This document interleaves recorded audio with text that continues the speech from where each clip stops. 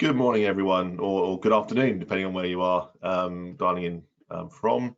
Thank you for joining us this morning. I think we're going to wait probably another minute or two just for some other people to join. I can see the numbers are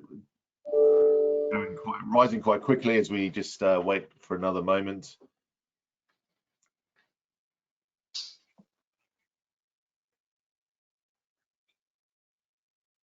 Okay, all right. I thought, well, people will join. It's only going to listen to me at the start, so that's probably nothing to worry about too much. So yeah, thanks for joining us today. We're going to be talking about UK and US immigration, tax, payroll, and sort of some employee issues as well. And obviously, we had this planned to coincide with the latest news for immigration around the Omicron variant. So good timing for us. This is actually the second time we've done a webinar with Hudson Mackenzie and Global Tax Network. We did one earlier this year, it was about July, where we did similar sort of topics looking at Q3 and Q4 in 2021. What we wanted to do now was sort of turn that to focus on the year end in 2021 and moving into 2022. So lots to come from the panelists. Just to introduce myself, I'm David Livett. I'm a managing director here at Global Tax Network. We specialize in mobility tax, so looking after individual income tax, payroll, equity, business travelers, remote workers, those sort of aspects of an employee. And I'm joined with some partners from Hudson Mackenzie. I'll let Rahul introduce himself in a moment. But just to set the scene, as I mentioned, yeah, lots of things suddenly changing, certainly the immigration space, which Rahul will cover. And then we'll move into some inbound and outbound scenarios for tax, payroll, and some social security as well, focusing more on employee and employer aspects within the UK and US. So that's sort of travel lane as well. And that's where Joanne, Lynn, and Louise will focus on those as well. So that's where we are. That's what we've got for the next hour. The session is recorded, and I'd encourage questions as well. So please do use a chat box in the menu bar on your screens. There's a little chat function there. Please put your questions to that box, and then we'll be picking that up at various points in the webinar itself. So Rahul, without any further ado, I'll pass it over to you. Thank you, David, and hello, everyone. My name is Rahul Batra, and I'm the managing partner at Hudson Mackenzie in London. We specialize in both UK and outbound immigration, and we work closely with our partners at Global Tax Network to help clients solve their immigration problems. Let me just share my screen, and hopefully it should work.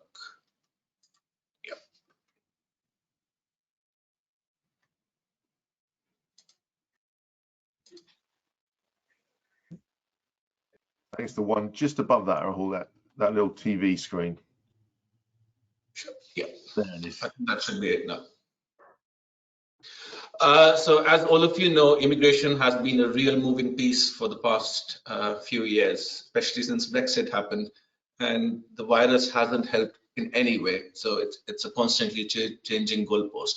I've tried to condense as much information as possible in these slides, but obviously feel free to ask questions towards the end, because I'm conscious not everything is covered, but let's see how it goes, and I'll be happy to answer any questions towards the end. If I start with the recent UK immigration changes, although they're not very recent, but I still call them recent because it's happened within 2021. As all of you know, end of free movement happened since Brexit as of 31st December 2020. And anybody from EU had to apply for settled or pre-settled status by 30th of June 2021, although exceptions apply in certain cases where you had a family member who is a British national or an EU national already with pre-settled status. And one of the main changes which was brought about was that companies need to apply for a sponsor license to be able to sponsor migrant workers, especially EU nationals. Touching upon sponsor license, any established company in the UK can apply for a sponsor license, and it allows these companies to recruit people from overseas, including all EU nationals. There are certain roles which have to be fulfilled for a sponsor license, being the key person, which is authorizing officer and key contact. These can be people from within the company, which are normally UK based. So that's very important to consider when applying for a sponsor license. And then you've got your HR systems, which you need to show to the Home Office to make sure that they're compliant with the Home Office guidance and the criteria they have to maintain those HR systems. Then you have something called compliance, which is very important for a sponsor license purposes. A company may be audited anytime, either before getting a license or after the license. So it's very important that companies have some such systems in place and make sure that they comply with it throughout the life cycle of the sponsor license. We have something called a skilled worker visa now, which replaces the previous tier 2 general visa. Majority of the requirements remain the same as the tier 2 general visa. However, there's some changes which have been made. And one of the major change is that the NVQ level has been dropped to 3 from NVQ level 6, which is quite a big jump, quite a big drop. The minimum salary threshold has been dropped to 25,600 or the rate as per the code of practice. So you can't just pay 25,600 and get away with it. You have to check the code of practice and see what the relevant rate is, and you pay whichever is higher. One of the requirements for a skilled worker visa is that you must meet the English language requirement, and this leads to settlement, which in other words is permanent residence. Then you have the intra-company transfer visa, which was previously called Tier 2 ICT. Now it's just called ICT visa. And this is for employees where they move between companies linked by common ownership and control. The minimum salary threshold is quite high compared to a skilled worker visa, which is 41,500, or as per the code of practice, again, whichever is higher. One of the requirements for an ICT visa is that the employee must have worked for at least 12 months overseas before moving to the UK, unless the salary is above 73,900. One of the positives of this visa is that there's no English language requirement to be met, but the drawback is it does not lead to settlement in the UK. We have business visitors as usual, which hasn't changed. It allows entry up to 6 months in a 1-year rolling period. These visas are normally granted to attend meetings, conferences, share information, etc. But you have to be very careful to make sure you're not working in the UK on a business visit visa. As a non-visa national, for example, US nationals and EU nationals, they don't require a visa. They can simply come in without getting a visa approved. They can come into the airport and they would be granted entry for up to 6 months. Frequency is a key element here, because if you're coming too often and you keep traveling back and forth, there's a very good chance the officers may stop you and question you, what is your intention to be in the UK? Because they don't like people coming here too often, unless you've got a very strong reason to be here for a lengthy period. As you can imagine, there's a very high demand for business visit visas right now, and there's a lot of significant pressure within the Home Office. They're taking slightly longer to be processed, although I must mention that if you go for the priority or the super priority service, they're trying to adhere to the timescales. So it's always recommended to use the priority service. And as I mentioned earlier, please do not work as a business visitor, which can have serious ramifications for the company and the employee down the line. We have some new visa categories which are being introduced very soon. One of them is the scale-up visa, which is being launched in spring 2022. Then we have the Global Talent Network, and we have the DIT Global Entrepreneur Program, which is going to be continue into the new year. And they're trying to bring in an extra 100 innovative, highly skilled entrepreneurs to the UK. Then we have our lovely Omicron, which has been detected in the past few days, and obviously, as you would imagine, it has sparked further travel bans and restrictions. UK has gone out and placed a ban on 10 African countries, namely Angola, Botswana, Eswatini, Lesotho, Malawi, Mozambique, Namibia, South Africa, Zambia, and Zimbabwe. So these countries form the red list, and anybody coming from a red list country will not be allowed to enter the UK and will generally be refused entry. Then we have the new travel to the UK from 30th to England from 30th November from 4 a.m. onwards. This is travel to England, so this is not travel across the UK. This is what England has said. So Scotland, Wales, and Ireland have different rules, but you need to take the test, the relevant test, and follow the quarantine rules. I haven't covered everything here just for the sake of brevity, but I would strongly recommend check gov.uk website before traveling, because it's a constantly moving piece and you don't want to get stuck at the airport when you arrive here. As we speak, our UK Prime Minister is to hold a press conference today, so further measures are going to be announced very soon, so watch the space. In a nutshell, face coverings are compulsory in shops and public transport now, and that's again in England. From 4 p.m. today, people entering the UK have to take a PCR test and self-isolate until they receive a negative result. All contacts of suspected Omicron cases to self-isolate for 10 days.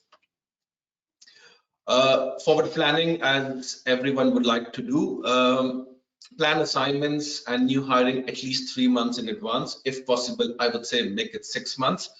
Apply well in advance for visas, given how busy the Home Office is and there's a huge backlog of applications. Try to apply using the priority and the super priority service, which is being adhered to by the Home Office for the time being. Keep up to date with your vaccination status.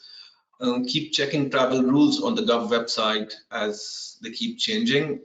We've got remote working, which is being promoted as the next best thing across different sectors. Don't get carried away so easily about remote working. Always check with your immigration lawyer in your home country and host country and your tax lawyers in both countries to make sure you're compliant. This applies to both employees and employers. You just don't want to send somebody to a different country as a visitor and then have problems down the line for both the employee and the employer. So it's always best to get advice beforehand. Just don't fall into the trap easily. I've been asked this question, God knows how many times now. What's year 2022 looking like? Honestly, I don't have an answer. And with Omicron, it's just getting more confusing. So are we going to see better travel arrangements? Are we going to see more assignments? Your guess is as good as mine. And we can only watch this space and keep our ears to the ground and see how it goes. There's a bit about the US immigration, which I'd like to cover here. As you can imagine, there's been significant restrictions on travel from the US and to the US. What we've been hearing and what we've been witnessing over the past few weeks is they have really limited staff, and the USCIS has slowed their processing dramatically. US was the first one to impose travel ban from 8 African countries, which are very similar to the countries where the UK has put a ban on. The non-US citizens who've been in these countries within the prior 14 days will not be allowed to enter the US as per the new ban. And US has a vaccination requirement suspending entry of all non-immigrants who are not fully vaccinated. It would be incomplete if I don't touch upon EU immigration, because that's something which we get asked by employers too often. Obviously, Brexit has affected everything. As a rule of thumb, anybody from Britain going to EU has to get a work permit now to be able to work, unless they go for a business visit for up to 90 days. Again, there's a significant delay in processing times due to very high demand, especially in Germany and Netherlands. So please plan your assignments well in advance, at least 3 to 6 months beforehand. It's unlike the UK, they take very long to process applications. It's not that quick. So be prepared for delays, be prepared for a lot of bureaucracy. So speak to your lawyers, speak to your immigration advisors beforehand, and make sure you've planned everything properly. As with the UK, do not try and work as a business visitor, because that's the easiest thing to do. And I always tell people, if there is something you can do doesn't mean you should do. So make sure you're following the rules, you're on the right side of the law, and don't try to flout the law by saving on money or saving on time and trying to make your employee work whilst there as a visitor. Always seek proper advice, be it tax, be it immigration or assignment planning, because that's crucial to any assignment, and that will help a lot in the long run. I think that's it from me, and let me just stop sharing my screen. Thanks, Rahul. That was I was scribbling, making notes throughout that, because there's so many. I've got so many questions, and I'm not going to ask all of those to you now. But there's one or two that sort of came to mind. Certainly with you mentioned Brexit and just the sort of EU side of things. What's the sort of current times in terms of for that work permit? When should companies think about actually applying for that? Is there a sort of delay, or is there a 4 weeks, 10 weeks, that sort of thing? So with the UK, they have a fast track service, David, and it's really quick. You pay money and you get visas granted in pretty much 5 working days. COS is instant, so you can get an COS issued in 24 hours. So UK operates on a very quick turnaround times, but for Europe and US, it can be very lengthy. US CIS has a fast track service available for petitions, but again, normally RFEs are issued, which can be quite lengthy and quite time consuming. So for UK, I would say plan at least 3 months in advance, but for US and Europe, I would say at least 6 months. Europe is very notorious for lengthy processing times. Right, and just because we always talk about Britain into the EU, what about the other way around? Have they got similar rules for them and issues? So anybody going from the UK to Europe now as a visitor can go for up to 90 days without getting a work permit, as long as they are visiting that country as a business visitor, not working there. Work Right. will always require a work permit, irrespective of the duration.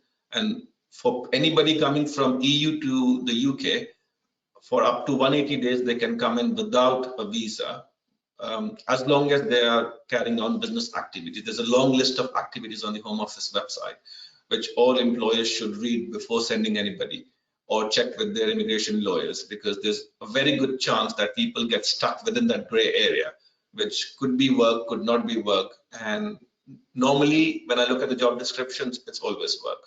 So try and be safe and not jump that gray area into work. Yeah, I think there's always there's a list, isn't there, in the sort of agreement between the UK and the EU around what is work, what's business travel, what sort of constitutes business travel, and it's very what you can define as work is actually pretty much anything. So as you say, you have to be sort of fairly careful with that. I might put you on the spot a little bit with this question, but you did touch on remote work, because we're seeing that just as that's the hot topic at the moment within a number of businesses, obviously from a result of the pandemic, and then a result of companies wanting to offer that as a retention and attraction kind of option for their workforce. What are you seeing the UK do, and maybe other countries as well? I'm thinking of things like the digital nomad kind of visas. Is the UK thinking of doing something similar? What issues are there for remote workers from an immigration perspective?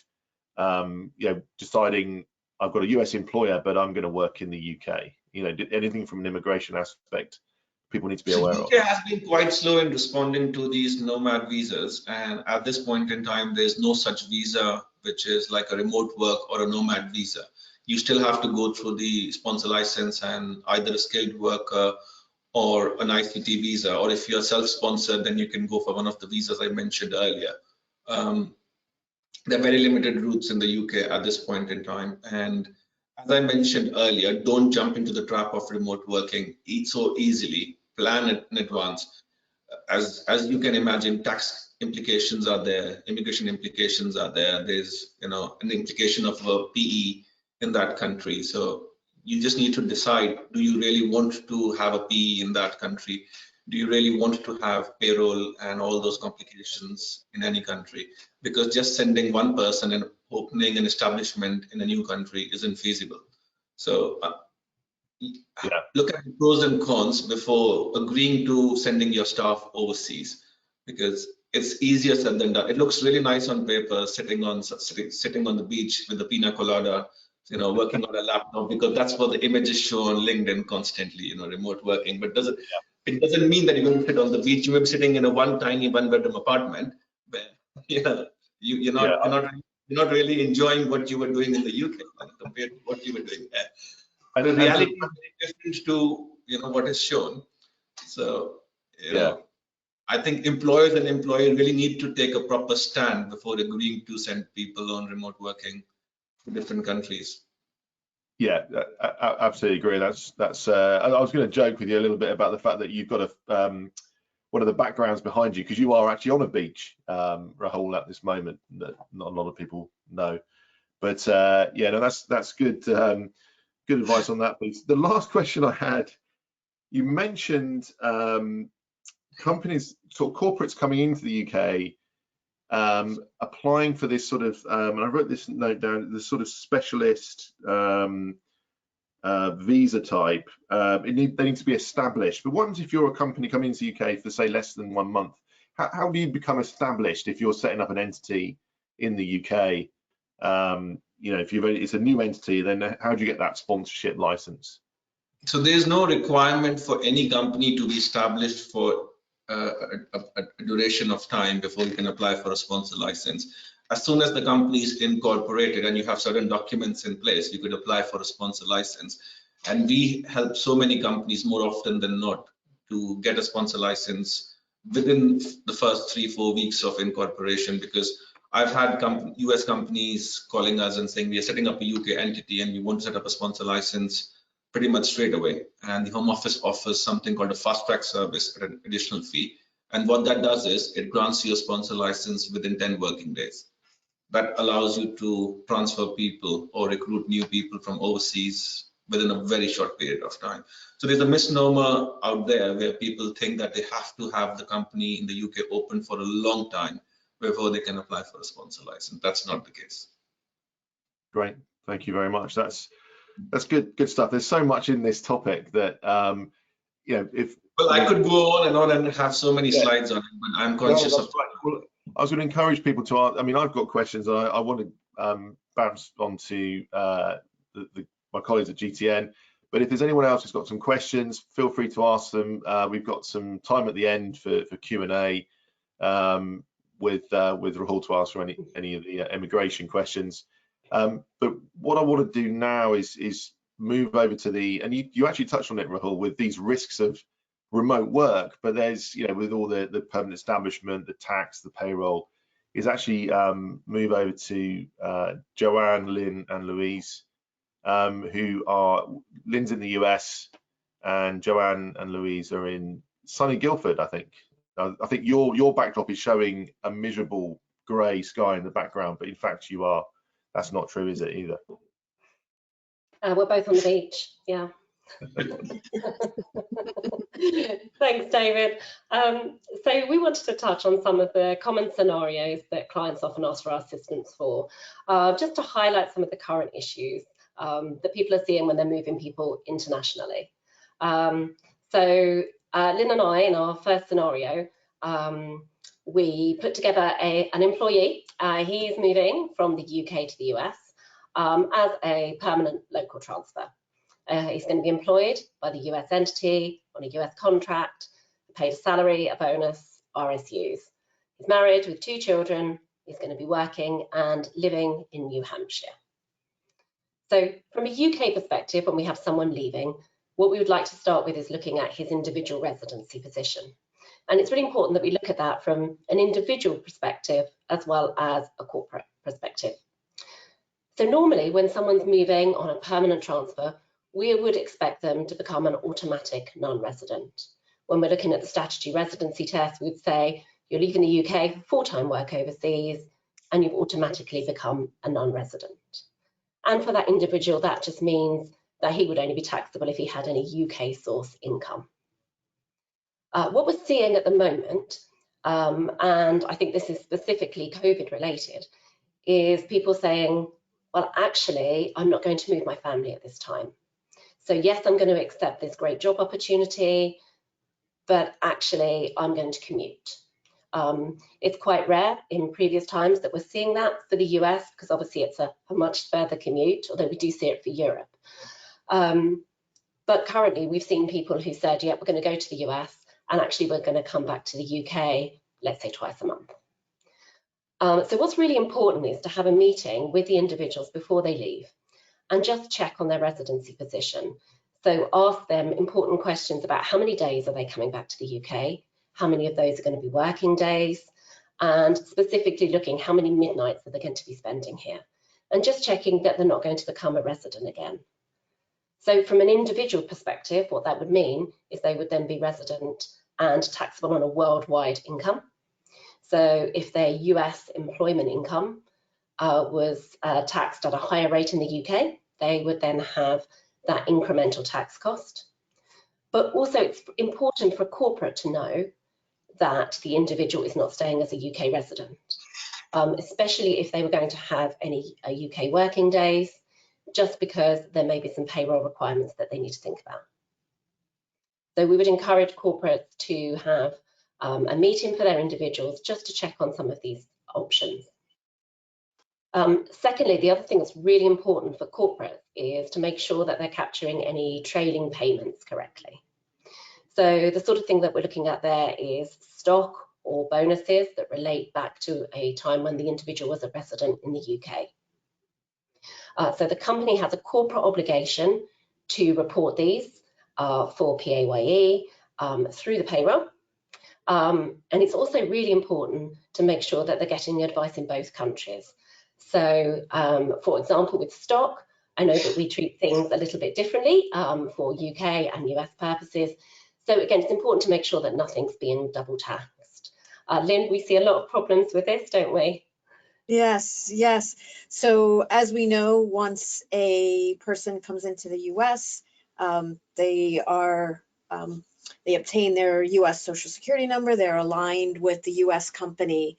And on the employer side, the employer is obligated to report all of their earnings, compensation. And in the case of such elements as Joanne had mentioned, the bonuses and RSUs that may still be taxable in the UK, reporting and withholding is required for US tax residents, but there's a mechanism for reduction for our federal tax to offset for that corresponding UK piece of withholding. So we can have a little bit of a relief at the withholding level, and then as well as on the individual employee tax return. And the other thing I think we have to look at is the Social Security National Insurance side. So in the UK, we can apportion the stock for tax, and we can say how much actually relates back to UK working days. And we were allowed to apportion the national insurance. So however much is subject to PAYE is subject to national insurance. However, for bonuses, it's slightly different. And HMRC will have a look at where is this bonus physically being paid? Is it being subject to US Social Security and FICA payments? And there is some possibilities of apportioning that or not putting it through for national insurance, or it depends on the risk that the company wants to take and how much they want to look into that to see if there's any double Social Security payments due. Right, here in the US, of course, we have Social Security required when we're on US payroll, and we have limits on our 6.2% obligation, but no cap on our Medicare at 1.45%. So, you know, looking at these components subject to these amounts and withholdings, and when we reach those limits for a particular employee. Yeah, and often a bonus or something like that is paid at the beginning of the year. So I think that then might fall into the US Social Security net. Exactly, right. So if typically we assume a bonus paid in March for a prior year, calendar year, and that's the end of your UK year, but in the US, a taxpayer may not have met their max for that 6.2% withholding for Social Security. And often we'll also see people who want to stay in UK national insurance. So they might try and stay on UK payroll so that they can continue to pay national insurance or to pay into a UK pension. Whilst it's not the usual option, there are certainly companies or individuals who do prefer to use that route. And then they would be looking at how can we switch off that UK tax? How can we be paid gross in the UK? Whilst we certainly can apply for an NT code, HMRC are taking a very long time at the moment to issue those. I believe that they mentioned something like 6 months plus for an NT code. So that does mean you might have the situation where somebody is on UK payroll with PAYE, but actually, Lynn, I think there's a payroll requirement for you in the US, so they may have a double requirement for a period. Right. So we're here in the US, the person is working in the US, and even though they might still be having UK taxes withheld, the income is US source. So unfortunately, that would put an employee in a difficult position to be funding both income tax for UK and US purposes. Yeah. And then to the extent of Joanne, you touched on pensions and Social Security. The US and the UK have a totalization agreement that could potentially allow for continuation in the UK NIC scheme. Then pensions, that's a whole nother realm. Needs to be reviewed in detail if that's going to continue for a US resident taxpayer. Yeah. Often with the UK, the individuals are then concerned, what is their individual obligations? Like, do they have to report these trailing payments in the UK? Do they need to file a return? Because obviously not everybody does in the UK. So that is another question that often we're asked when someone's leaving the UK. They want to have a look at what obviously their individual obligations would be. And one of the new things we're looking at is capital gains. When someone's selling their UK property, but they don't sell it until after they've come to the US. So normally, if a non-resident has a capital gain, it's not taxable to them in the UK. The exception for that is residential property. And now, if you sell a property as a non-resident, you have to file a non-resident capital gains tax return within 60 days. And you also have to pay the tax to HMRC. So whilst the return itself is not too terrible to file, you have to know in advance. You have to know in time to do the calculations to check, do I have any tax due?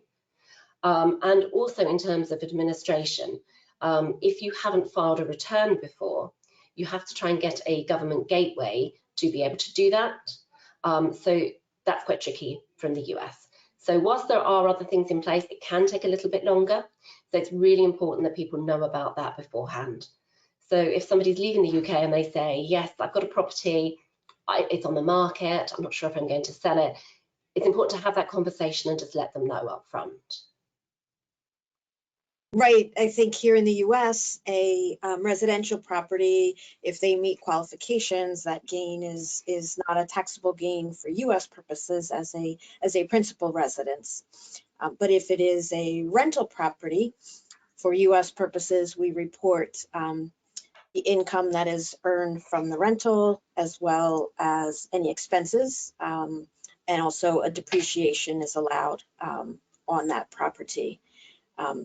And then one other item to think about is in the US, if there's a mortgage on the property, if that sale occurs while a US resident, the Internal Revenue Service looks at that transaction as two separate transactions: the sale of the property, which may or may not result in a gain, but the settlement of any mortgage that is settled in a non-US currency at the time of the sale as a US resident.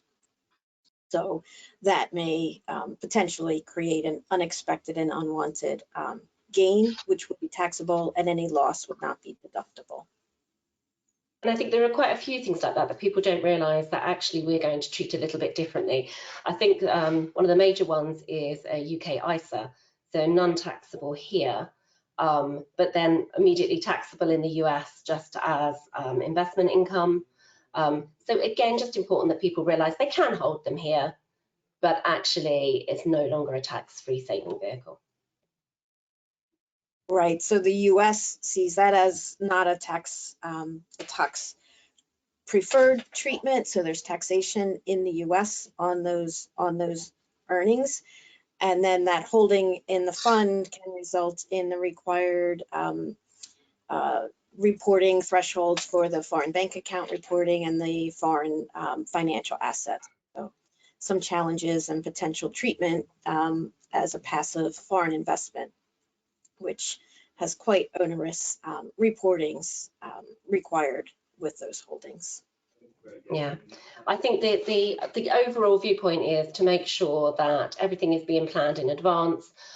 We are speaking to those individuals in advance and just checking what's your residency status, what's your individual income going to be, and checking it from both sides, so UK and US, home and host. For sure. Planning, as Rahul said, is so important on the immigration side as well as on the tax side.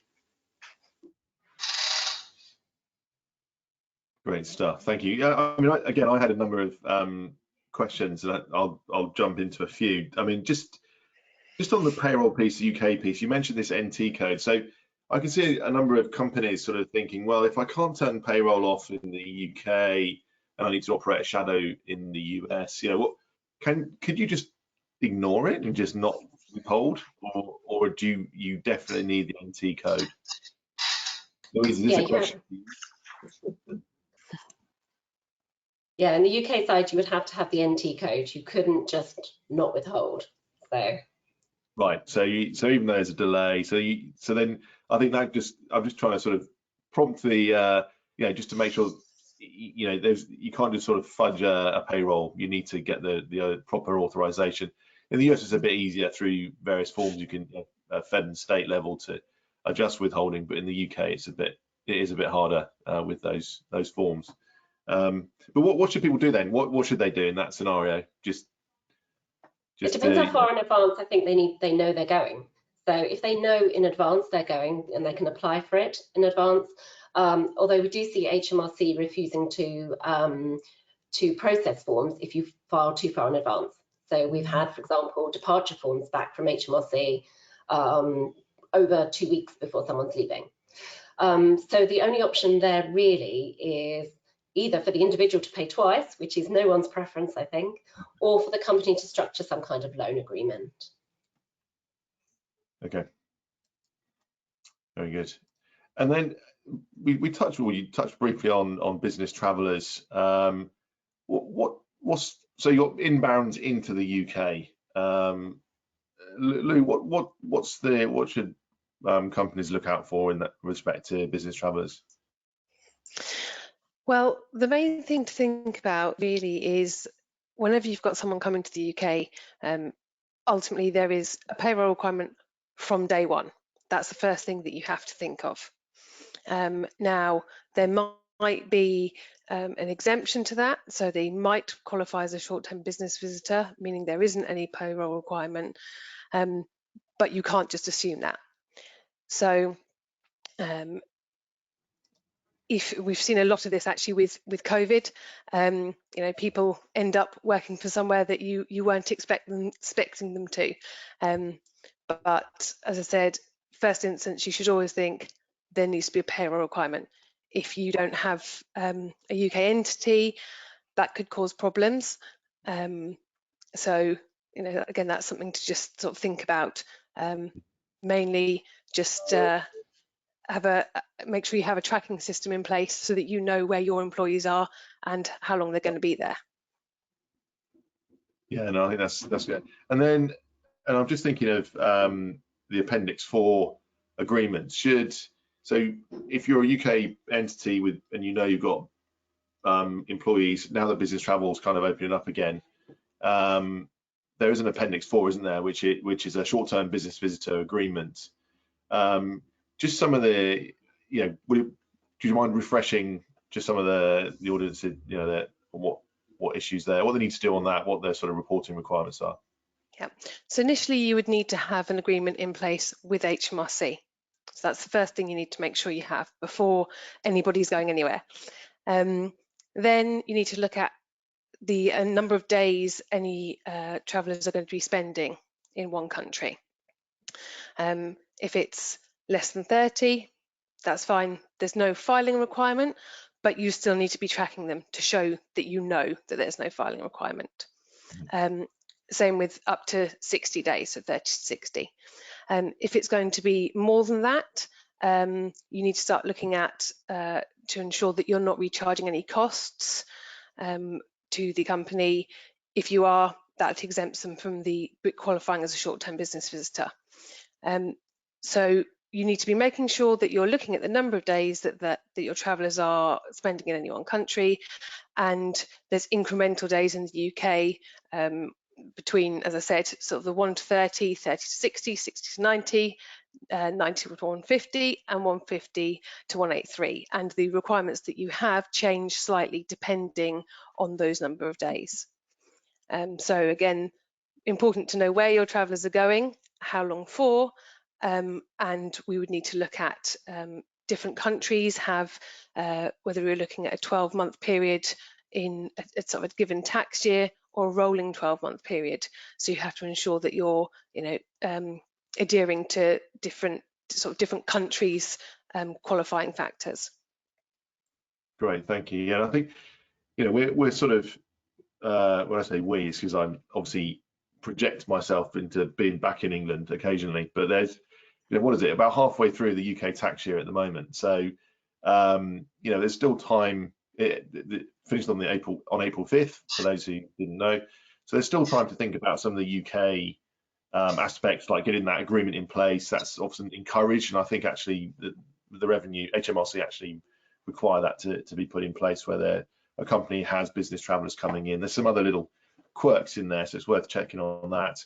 But Lynn, just on the US side, we're approaching year end. We're like 1 month away from the end of 2021. What can companies be doing, thinking about right now, before year end, especially around payroll?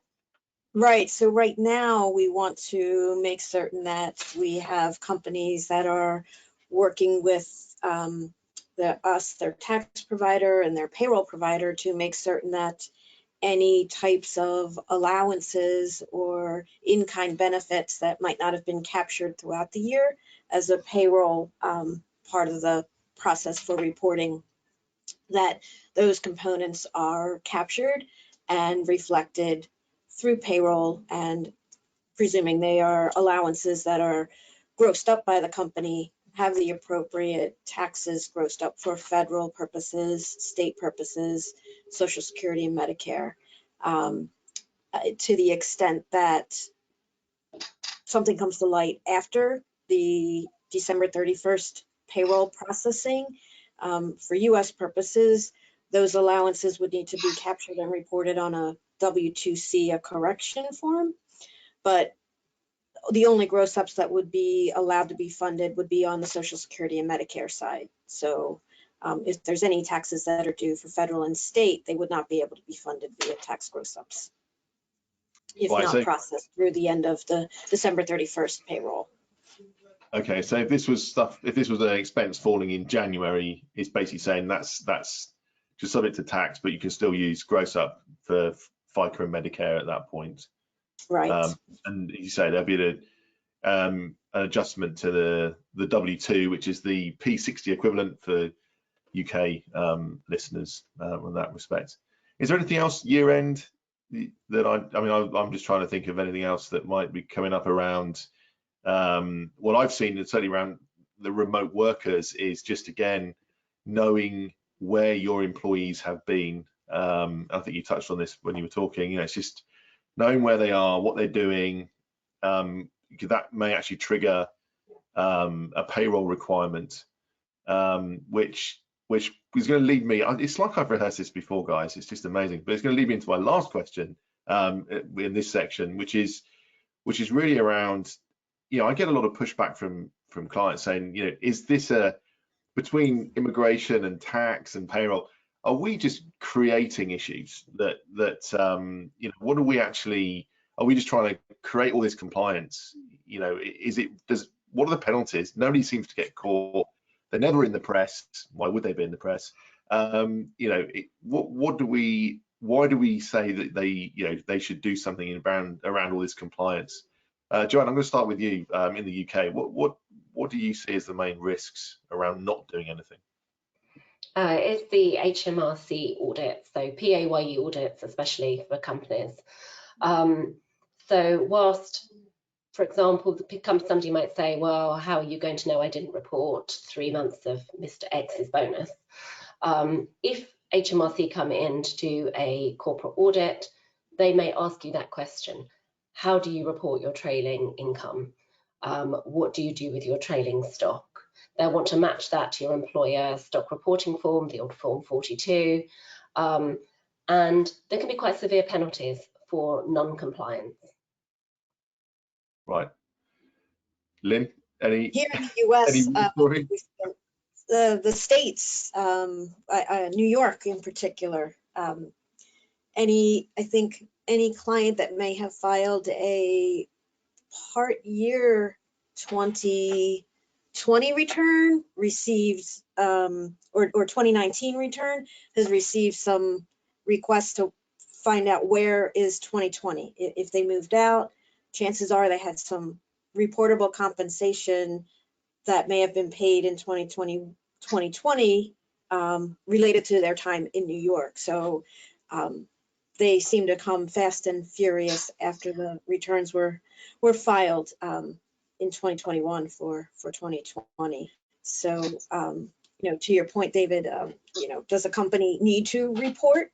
Yes, they should be. I mean, I think some companies may be willing to pay some penalties up front, but I think the states in the US are getting a little bit more savvy, and when there's requirements for reporting and withholding, they're going to expect to see that happen, and more scrutiny on companies. Yeah, absolutely. I think we're seeing, certainly stateside, you know, some of the states take even for 2020, you know, during the actual pandemic itself, actually, you know, auditing individuals and companies, saying, yeah, this is particularly sort of New York and a few other states as well, that, you know, really sort of saying, where are your employees? What was the withholding? That's how they're sort of you know, attacking to recoup, I should say, their revenue streams. And we're also seeing changes in some of the laws as well. I'll come on to that. I want to save that one for a minute. Rahul, I'm going to come to you very quickly as well and say, you know, again, there's all this law in place. There's all these, you know, that you must do this, you must do that, and then you still hear the questions of, but if I just send somebody just on a tourist visa, you know, how are they going to know, right? What's the big? Again, what are the risks for not doing it properly? You know, I just reiterate myself what I said earlier. Just because you can do it doesn't mean you should do it. If 100 people don't get caught, doesn't mean you wouldn't get caught. And if you do get caught, then there's serious problems for the company. They could lose their sponsor license. You could have a 10-year ban on coming to the UK. And if you are banned from coming to the UK, then the company has a problem because they can't bring people over. And the Home Office would see the company as a naughty company, in the sense they would look at everything like in detail. Every time you file the application, they will scrutinize it. They will possibly refuse applications based on the company's previous history. So the consequences are so bad that I wouldn't even suggest someone tries to do it, because it's easy to do it. You know, who wouldn't want to just get on the plane and be here and start work? You know, no one knows. And nowadays we have laptops, we can work from anywhere. You know, it's the vision between work and no work is being blurred. You know, everything is remote, everything is within your hotel confined room. But again, you have to be careful. You have to see, does the person have a business card here? Are they actually working? Are they actually, you know, doing what is listed on their job description here? That is something which has to be very carefully monitored by the HR people. And what I've seen in the past is that HR people who have advised assignees to come over as visitors, and when visitors have got caught, they have actually, you know, gone after the HR people and fined them too. Oh wow, okay, oh, that is interesting. So another, I mean, this is a specific level, but you know, a CEO coming into the UK, you know, we've seen this very often where, you know, the CEO of a business, they're coming, what sort of visa should they be on? I mean, yeah, that person, he or she is very high profile. They're the CEO of an entity, a business in the UK, as they are in the US. But you know, what should they do? Because that's often the high risk one. You know, looking at the past experience, my past experience especially, CEOs are the people who get caught the most because they try to fly the rules, because they think they're over the law, they're above the law, and they can do whatever they want to do. So if they are coming to the UK to just visit for up to 6 months, they can come as a visitor without getting a visa, being a US national, because they're classed as non-visa nationals. But if they're going to be working in the UK even for a day, they have to get a proper work permit. They can't just simply come in as a visitor. And just by saying that I'm coming for 6 months only doesn't mean that you can work in the UK. Wow. Yeah, I mean, I remember stories of, you know, revenue inspectors looking at websites, because companies like to announce, you know, the good news, you know, CEOs coming over, or so. Look at social media as well. What you've written on social media before traveling here. Yeah. Yeah. So I think we often think that the, you know, our counterparts in revenues are, in tax authorities are, you know, they're very sort of, you know, driven by in their books in the tax law, but they're certainly using a lot of information that's available to them and sharing that information with internally, you know, within the, you know, so the border agency will share it with the tax authority. We see that in the UK and Canada, you know, and a few other countries as well. I want to move to my last question, and then yeah, we must have done a really good job, because there's so far everyone's very quiet. We must have been very comprehensive in our responses, but really it's looking to 2022. And Rahul, I think you've probably covered quite a bit of where you think the legislation from an immigration perspective is going, and you mentioned the recent changes. But if I come back to the tax piece, certainly in the UK, we'll start there. Gives a little bit of time there to think about the US piece. You know, Joanne, Louise, do you foresee any changes coming, certainly around remote work, or any other sort of significant tax changes that companies should be planning for, yeah, towards well, after April the 5th next year? Well, we started seeing a lot of movement again. So I don't really know if that's going to slow down, if people are going to try and go back to more remote working. So it'll be interesting over these next few weeks to see, I think.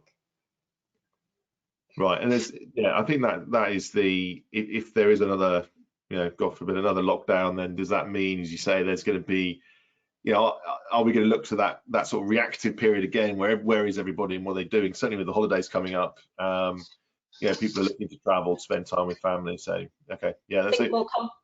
I think more companies have got policies now. So companies I've been talking to are getting policies in place for what they want to do with the remote worker. So I think, you know, 6 months, a year ago, this was all new and no one had that. I think now they're getting those policies in place. So I think a second lockdown, most people would probably have something in place to deal with that. And HMRC, I mean, I've been following them from afar, but they don't seem to be announcing any changes to the, you know, they think their rules are quite clear in terms of, you know, if you're resident or non-resident, if you're a business visitor, or you're, you know, someone coming to the UK for a longer period or leaving the UK, you know, the rules are there. They're there to follow, but there's no sort of talk of anything changing drastically in the next sort of 6 months, so 5-6 months. Okay. No. Lynn, what about over here from a US perspective? What are we seeing state level? Probably start with. Well, I think state movements, and I think cross-border type of work within the US. And to Joanne's point about companies creating and establishing policies, I think once those policies are created, then the companies need to abide by that and make certain that they are executing and making certain that their reporting is matching with how they've rolled out their policies and the jurisdiction to which their employees are aligned, and how they're funding state uninsurance and all of those types of benefits and those kinds of things. Yeah, absolutely. And I think there's, yeah, again, from a I mean, I just think from a federal perspective, we've not heard anything that's changing in terms of their rules around if you're, you know, you're a non-resident coming into the US, they're not changing anything in terms of the requirements of reporting. I know there's some quirks in that and some commercial positions to take, but the rules are sort of stuck there. But from a state perspective, are there any, you know, again, I'm putting you on the spot a bit, and between the two of us we can answer it, but are there any states that are saying we're going to introduce new rules around remote workers or anything like that? Well, I think we need to be on the lookout for some of we use New Hampshire as an example, which does not have an individual income tax, in their case against commuters into Massachusetts, and Massachusetts saying that they were due monies from people that would be working in Massachusetts otherwise. And a lot of the states that have the convenience of employer rules, here in the Northeast US, Connecticut, Pennsylvania, New York, all of those types of things, and their, you know, movement of people and tax revenue kind of are in conflict at times, and states want their piece and tax authorities want their piece. Yeah, I think that's, I think you and I were talking the other week about this no one's really willing to go first. You know, they don't want to be too restrictive, because then they won't become an attractive place to potentially work remotely from. So it's a case of, you know, perhaps just trying to see where the landscape falls, and, you know, how to make them, you know, a state or a country attractive to work in, yet at the same time getting their money back for actually someone working there. Great. Well, just before I close, any further final thoughts from anyone on the panel? Rahul, Louise, Lynn, Joanne, anything else you think, I wish I'd said that, and you haven't had a chance to? I don't think so. I think we've pretty much covered everything comprehensively. So thank you very much to the panelists, the speakers. Thank you. And thank you very much to those who listened in. And any questions, please do feel free to contact us. And leaves me to say, enjoy the rest of your day. Thanks very much. Thank you. Bye-bye. Bye.